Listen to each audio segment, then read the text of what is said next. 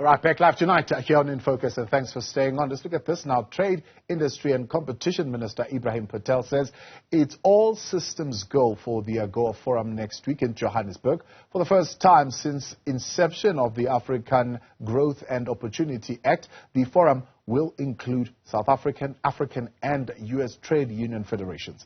Newzroom Afrika's reporter Ntokozo Khumalo takes a look.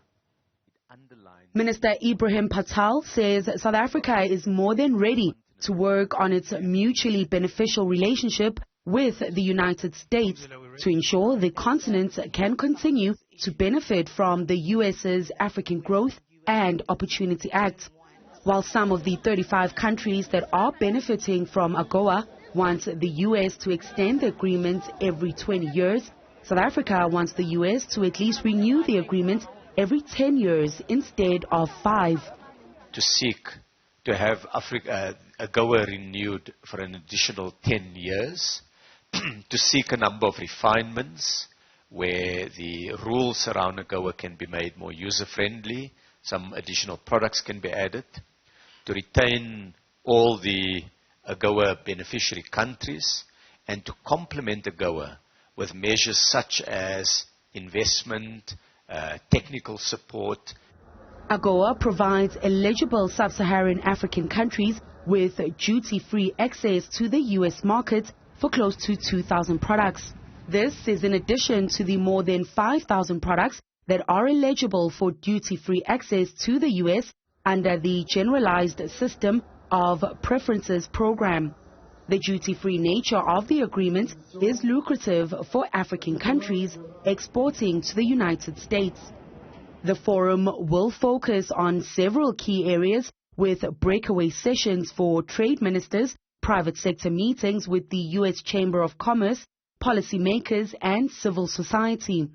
Labour will also be part of the forum for the first time since inception. The president of the Congress of South African Trade Unions, Zingiswa Losi, says AGOA is an important instrument of job creation and retention in the region.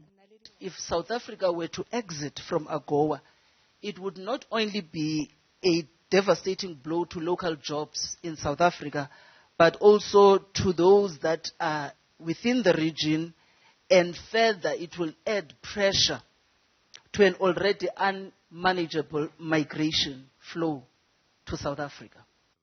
The CEO of Business Unity South Africa, Cas Kuvadia, says it's essential for government, labour and business to be on the same page on matters of economic growth.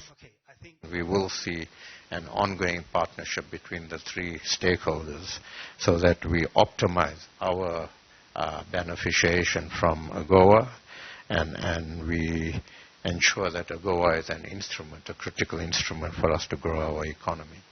The forum will also showcase the continent's trade and business landscape through a Made in Africa exhibition, a heritage walk on Africa's trade history, African cuisine and a fashion show.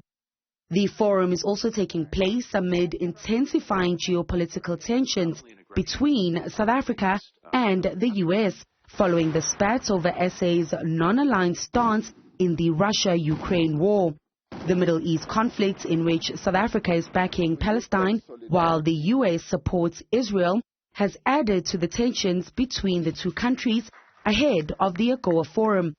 For Newzroom Afrika, I'm Ntokozo Khumalo in Johannesburg.